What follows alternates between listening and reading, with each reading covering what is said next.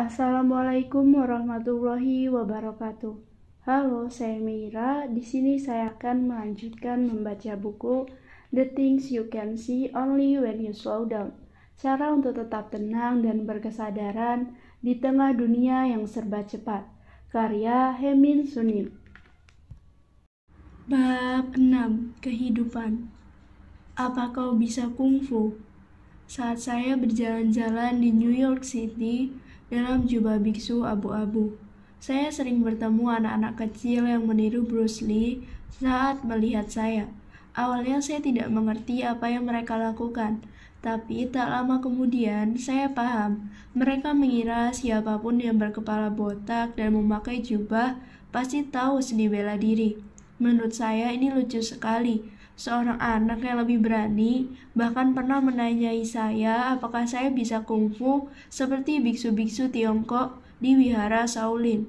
Sisi dari saya yang saya suka bercanda ingin membuat beberapa gerakan kungfu dengan perlahan-lahan mengangkat tangan dan kaki kanan saya. Saat orang-orang dewasa tahu saya seorang biksu Buddhis, mereka langsung tertarik dan bertanya, meditasi seperti apa yang Anda lakukan? Atau berapa lama Anda bermeditasi setiap pagi? Pikiran Anda pasti begitu tenang. Lalu mereka akan menceritakan pengalaman mereka di tempat meditasi Zen, setempat atau studio yoga, atau memberitahu saya buku tentang kebersadaran diri yang pernah mereka baca.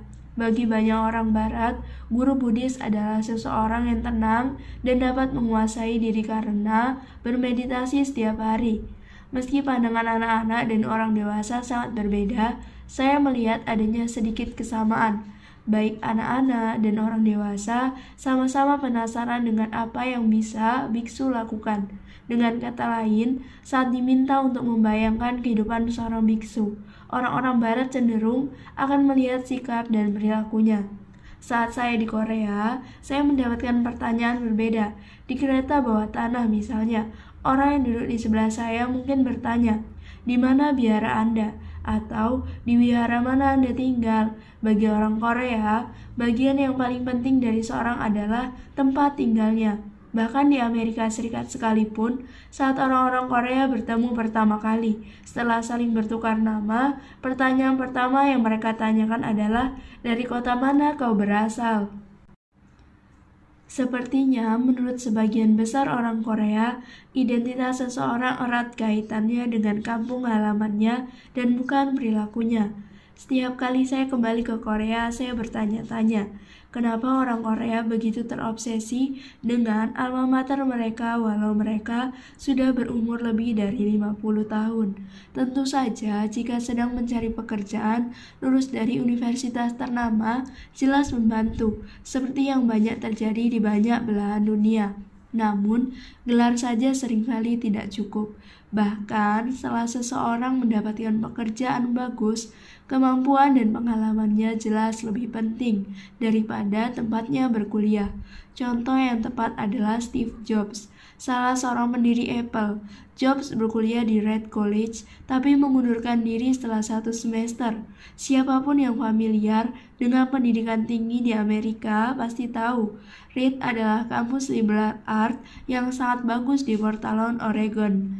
Namun, bagi orang Korea kebanyakan yang hanya pernah mendengar Ivy Language dan beberapa universitas besar di California, Reed akan dianggap biasa. Apabila Steve Jobs, orang Korea, latar belakang pendidikannya akan menjadi halangan besar bagi kesuksesan karirnya.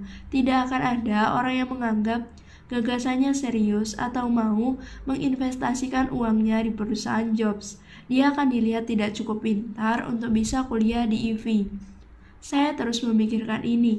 Jika kita menganggap identitas seseorang hanya dari kampung halaman atau dari universitas tempatnya belajar, kita hanya akan melihat masa lalunya dan tidak memperhatikan kemampuannya sekarang atau visinya di masa depan. Hanya mereka yang lahir dari keluarga berkecukupan, dengan latar belakang pendidikan tertentu dan koneksi luas yang mendapat kesempatan untuk sukses. Sementara mereka yang berasal dari latar belakang yang kurang kecukupan, tetapi memiliki potensi yang sama, tidak akan mendapat kesempatan. Saat anak-anak kecil datang mendekat untuk bertanya, apakah saya bisa kungfu? Saya memiliki kesempatan untuk merenungi kehidupan saya. Apakah saya berperilaku seperti seorang guru spiritual, ataukah saya sudah puas dengan identitas saya dan tidak melakukan tugas yang seharusnya menjadi panggilan saya? Selain itu, saat saya bertemu dengan orang baru, apa saya sudah berusaha untuk melihat siapa dia sesungguhnya di balik status sosialnya? Atau saya memandang orang hanya dari latar belakangnya dan tidak melihat siapa mereka sesungguhnya? Saya diingatkan lagi bahwa siapapun, termasuk anak-anak kecil itu, bisa menjadi guru spiritual apabila kita mau membuka hati kita bagi mereka. Hidup bagaikan sepotong pizza, terlihat sangat lezat di dalam iklan, tapi ketika memakannya rasanya tidak seenak yang kita bayangkan. Jika kita iri dengan kehidupan orang lain, ingatlah pizza di dalam iklan. Tampilannya selalu kelihatan lebih enak daripada rasanya. Apakah kita pernah memilih makanan yang lebih murah dalam menu daripada makanan yang sebenarnya kita inginkan? Kemudian menyesali pilihan kita setelah makanannya sampai. Selalu ambil pilihan pertama jika kita bisa membelinya. Itu lebih baik daripada hidup yang dipenuhi penyesalan.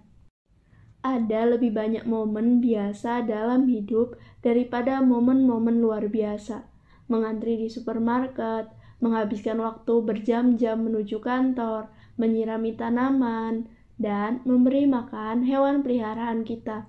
Kebahagiaan berarti menemukan kesenangan saat melewati momen-momen biasa seperti itu. Saat kita berkonsentrasi, buku telepon sekalipun bisa terlihat menarik. Jika kita bosan, mungkin sebenarnya kita tidak sedang berkonsentrasi. Kemanapun kita pergi, tumbuhkan rasa memiliki. Jika kita melihat sampah di gereja, perpustakaan, atau taman, pungutlah. Dengan rasa memiliki, kehidupan kita akan lebih bertujuan, dan orang-orang akan melihat teladan yang kita lakukan. Masuk akal jika kawasan Skandinavia terkenal karena desain perabotannya, sebab orang-orang di tempat dingin menghabiskan lebih banyak waktu di dalam rumah mereka. Demikianlah pula Italia yang dikenal karena busananya, sebab orang-orang di tempat yang lebih hangat harus memperhatikan penampilan mereka di luar rumah. Tempat kita tinggal membentuk jati diri kita. Apa kita tinggal di tempat yang kondusif untuk mengejar mimpi-mimpi kita? Kita tidak berpikir dua kali ketika mengeluarkan 9 atau 10 dolar untuk segelas anggur. Tapi kita ragu mengeluarkan uang untuk membeli buku yang harganya sama dengan 1 atau 2 gelas anggur. Sebenarnya tidak banyak orang bisa membedakan antara sebotol anggur seharga 15 dolar dan 50 dolar. Selisihnya adalah harga untuk gengsi kita. Saat membeli sesuatu yang akan kita gunakan untuk waktu yang lama, seperti rumah atau piano, pilihlah yang terbaik semampu kita, bukannya memilih sesuatu yang mutunya pas-pasan untuk sementara. Barangkali kita mengira apa yang kita beli sudah cukup, tapi setelah beberapa saat kita akan menyesalinya. Seorang pembeli yang baik tidak berkata, "Tolong pilihkan apapun yang menurutmu bagus."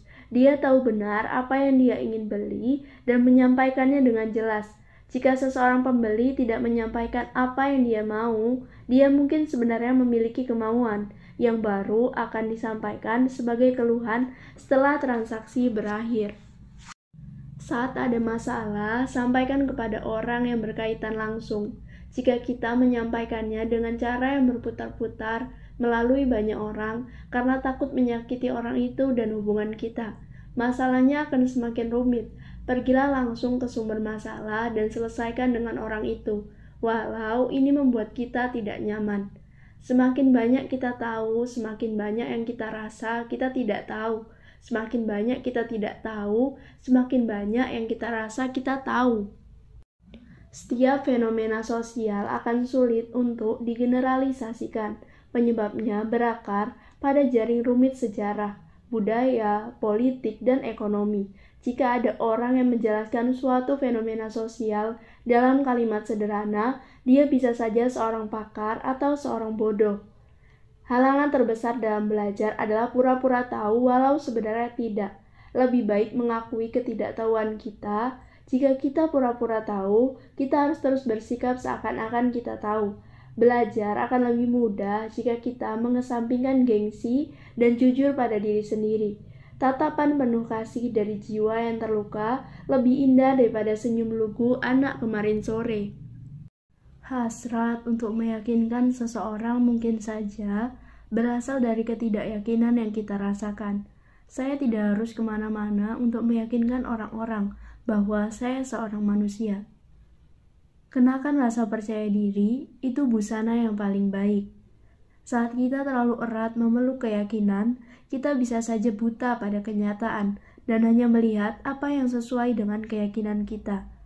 Orang yang berkata dia begitu politis, biasanya juga politis atau malah lebih. Dikagumi orang lain tidak diraih dengan mudah. Alih-alih menjadikan kekayaan dan kekuasaan sebagai tujuan hidup, bercita-citalah lebih tinggi lagi, dikagumi orang lain di dalam bidang yang kita geluti. Salah satu berkat paling indah dalam hidup ini adalah bertemu orang yang benar-benar kita kagumi. Orang itu menjadi cahaya pengharapan yang melindungi kita dari sinisme. Terkadang hidup memberikan kejutan tanpa alasan yang dapat kita pahami. Tapi jangan putus asa, kita tidak sendiri.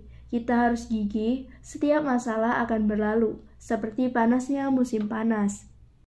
Saat kita menginjak usia 40-an, kita mulai berpikir, apakah hidup hanya seperti ini? Apakah tidak ada lagi yang tersisa? Perasaan yang menyedihkan dan hampa itu, saya juga pernah merasakannya. Cinta yang bukan hanya sekedar kata-kata indah, mampu mengubah hidup seseorang. 3 wawasan yang membebaskan. Pada suatu musim semi, saat saya menginjak usia 30, saya melihat ke dalam batin saya dan menyadari 3 hal. Begitu saya menyadarinya, saya tahu apa yang harus saya lakukan agar bisa bahagia. Pertama, orang-orang tidak sepeduli itu dengan diri saya daripada yang selama ini saya kira. Saya tidak bisa ingat pakaian apa yang teman saya kenakan saat saya melihatnya seminggu lalu, atau bagaimana riasannya, atau seperti apa gaya rambutnya. Jika saya sendiri tidak ingat, bagaimana mungkin dia bisa mengingat hal yang sama tentang saya? Walau kita seringkali memikirkan orang lain, jarang sekali pikiran itu berlangsung selama beberapa menit. Saat kita selesai memikirkan orang lain, pikiran kita akan kembali terpusat pada apa yang penting bagi kita. Kenapa kita harus menghabiskan berjam-jam dalam hidup kita untuk mengkhawatirkan penampilan kita di mata orang lain? Kedua, tidak semua orang harus menyukai saya, karena saya sendiri pun tidak menyukai tiap-tiap orang. Pasti bagi kita, semua ada politisi, rekan kerja, klien, dan anggota keluarga yang tidak kita sukai. Jika demikian, kenapa semua orang harus menyukai saya? Tidak ada gunanya menyiksa diri hanya karena ada orang yang tidak menyukai kita. Terima saja sebagian-bagian dari hidup kita. Kita tidak bisa mengatur bagaimana perasaan orang lain terhadap kita. Jika seseorang tidak menyukai kita, biarlah dia tetap pada pendapatnya, biarkan saja. Ketiga, jika kita benar-benar jujur kepada diri sendiri, kebanyakan hal yang kita lakukan demi orang lain sesungguhnya kita lakukan untuk diri kita sendiri. Kita berdoa untuk kesehatan keluarga kita karena kita masih membutuhkan mereka. Kita meneteskan air mata saat pasangan kita meninggal karena rasa kesepian yang sebentar lagi akan menghantui. Kita berkorban demi anak-anak kita dengan harapan mereka bisa tumbuh seperti yang kita mau. Kecuali kita tercerahkan seperti Buddha atau Yesus. Sulit sekali untuk mengesampingkan kepentingan pribadi yang terus mengakar. Berhentilah mengkhawatirkan apa yang orang lain pikirkan dan lakukan apapun yang hati kita inginkan. Jangan penuhi batin kita dengan begitu banyak seandainya. Bebaskan hidup kita dan akuilah keinginan kita. Hanya saat kita bahagia, kita baru bisa membuat dunia menjadi tempat yang lebih membahagiakan. Jangan biarkan pendapat orang lain menentukan siapa diri kita. Daripada mengkhawatirkan apa yang orang lain pikirkan, curahkan perhatian kepada mimpi-mimpi kita. Ketika seseorang tidak menyukai kita, itu bukan masalah kita. melainkan masalah mereka. Tidak semua orang akan menyukai kita. Ini baru akan menjadi masalah apabila kita terusik karenanya. Mengeluh karena sesuatu yang harus kita kerjakan terlalu sulit, justru akan menambah tingkat kesulitannya. Tarik nafas dalam-dalam dan kerjakan saja. Tulislah di selembar kertas tempat-tempat yang ingin kita kunjungi sebelum meninggal, orang-orang yang ingin kita temui, konser-konser musik yang akan kita nikmati, pertandingan olahraga yang sangat ingin kita lihat, restoran-restoran yang ingin kita coba. Lalu cobalah semua yang ada di dalam daftar, satu demi satu. Tidak ada yang perlu tahu soal daftar itu, biarlah diri kita menyimpan satu rahasia pribadi. Rasanya akan membahagiakan bisa melakukan sesuatu hanya untuk diri sendiri. Hidup bagaikan musik jazz, sebagian besar diimprovisasi. Kita tidak bisa mengatur semua variabel. Kita harus tetap menjalaninya dengan semangat dan keyakinan. Tidak peduli apapun yang kehidupan beri untuk kita bisa menyayangi keluarga kita dan berdoa untuk kebahagiaan mereka. Kita bisa memberi saran dan membantu jika perlu, tapi kita tidak bisa mengambil keputusan untuk mereka, maupun membuat mereka bersikap seperti yang kita mau. Ada banyak hal yang tidak bisa kita kendalikan dalam hidup, termasuk orang-orang terdekat kita. Jika kita menguasai satu cabang olahraga dengan baik, kita akan lebih mudah mempelajari olahraga yang lain. Jika kita fasih berbicara dalam satu bahasa asing, kita akan lebih mudah belajar bahasa yang lain. Jika kita tahu cara menjalankan suatu usaha kecil, kita akan lebih mudah menjalankan usaha kedua atau ketiga. Jangan iri dengan orang-orang yang lihai dalam banyak hal. Pertama, belajarlah untuk melakukan satu hal dengan baik. Tak lama, kita akan bisa melakukan 2 atau 3 hal yang lain. Pohon besarlah yang akan pertama kali dipotong untuk diambil kayunya, sementara pohon yang kecil terus hidup. Begitu pula seorang ahli yang sejati akan menyembunyikan kemampuannya dan tidak pernah menggembor-gemborkan kehebatannya. Bercita-citalah yang tinggi, tapi mulailah dari hal yang kecil. Perubahan kecil bisa memberikan dampak yang besar dalam hidup kita. Misalnya, jika kita ingin menjadi lebih sehat, mulailah dengan pergi tidur setengah jam lebih awal. Jika kita ingin mengurangi berat badan, mulailah dengan minum air lebih banyak dan bukannya soda. Jika kita punya proyek penting untuk diselesaikan, mulailah dengan merapikan meja kerja kita. Jagalah agar pikiran kita tetap positif, sebab pikiran kita akan menjadi tutur kata kita. Jagalah agar tutur kata kita tetap positif, sebab tutur kata kita akan menjadi perilaku kita. Jagalah agar perilaku kita tetap positif, sebab perilaku kita akan menjadi kebiasaan kita. Jagalah agar kebiasaan kita tetap positif, sebab kebiasaan kita akan menjadi nilai kita. Jagalah agar nilai kita tetap positif, sebab nilai kita akan menjadi takdir kita. Mahatma Gandhi. Pikiran kita tidak dapat menyimpan 2 macam pikiran bersamaan. Ini berarti hanya ada satu pikiran yang bisa memenuhi pikiran kita, entah baik atau buruk. Semuanya berasal dari satu pemikiran. Jika kita hati-hati dengan pikiran itu, bahkan tragedi pun dapat dicegah. Kita lebih memilih mendengar kata-kata yang tepat daripada kata-kata yang salah. Kita lebih memilih mendengar kata-kata yang jujur daripada kata-kata yang tepat. Kita lebih memilih tindakan daripada mendengar kata-kata yang jujur. Bagaimana cara kita menyampaikan seringkali lebih penting daripada apa yang kita katakan, dan tindakan jauh lebih berharga daripada kata-kata. Pengetahuan ingin berkata, kebijaksanaan ingin mendengar. Orang bodoh berpikir, aku sudah tahu. Dia tidak mengizinkan pengetahuan baru masuk ke pikirannya. Orang bijak berpikir, aku tidak tahu cerita utuhnya. Dia membuka diri untuk kebijaksanaan yang lebih banyak. Orang biasanya hanya akan menyadari bagian-bagian tertentu yang dia sukai atau tidak sukai. Orang bijak akan menyadari baik bagian-bagian yang utuh maupun bagian-bagian kecil. Saat kita membagikan masalah kepada teman kita tidak mengharap mereka memiliki solusinya. Kita hanya merasa senang karena mereka ada untuk kita dan mau mendengar. Jika seseorang menceritakan masalahnya kepada kita, jangan merasa kita harus menawarkan solusinya. Dengarkan masalahnya dengan sungguh-sungguh, ini lebih membantu. Saat saya menatap ke dalam diri saya sadar apa yang saya inginkan dari orang lain. Telinga yang terbuka lebar untuk mendengar apa yang saya katakan. Kata-kata baik yang menghargai saya, mata lembut yang mau menerima kekurangan dan masalah saya. Saya berjanji akan menjadi orang seperti itu bagi orang-orang di sekitar saya. Orang yang tidak pandai mengemudi akan sering mengerem. Orang yang tidak pandai bercakap-cakap juga akan sering mengerem, merusak alur percakapan dengan ceritanya sendiri. Kita bisa membodohi seseorang sebentar, tapi sulit sekali membodohinya untuk waktu yang lama. Waktu yang akan menunjukkan apakah seseorang berkata dari hati atau berbohong untuk mendapat apa yang dia mau, walau dia mendapat apa yang dia mau karena sedikit berbohong. Kebohongannya akan terus menghantuinya hingga dia mati.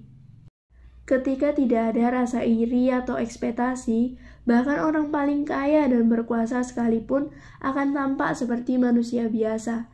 Hanya saat kita iri dengan apa yang orang lain miliki atau mengharapkan sesuatu dari orang lain, kita baru merasa tidak puas dan kehilangan ketenangan kita. Penipu suka berkata-kata manis tentang keuntungan di masa depan dan berusaha meyakinkan segalanya akan berhasil. Apabila kita mendengar mereka, saat ketamakan kita bangkit, kita telah dicurangi. Seorang negosiator yang cerdas akan membuat lawan bicaranya berpikir mereka telah menang, sementara mendapatkan apa yang dia mau. Jika pihak lawan merasa sombong dan lupa diri, dan membiarkan negosiator pandai itu menjalankan rencananya, negosiator itulah yang sesungguhnya menang. Ironi menyedihkan, imbalan bagi orang-orang yang bekerja keras adalah lebih banyak lagi pekerjaan. Jika kita cepat mengabulkan permintaan orang-orang juga akan cepat lupa bersyukur. Jika kita mengabulkan permintaan dengan beberapa syarat, orang-orang akan berterima kasih sebesar-besarnya. Sekian audiobook kali ini. Terima kasih telah mendengarkan. Wassalamualaikum warahmatullahi wabarakatuh.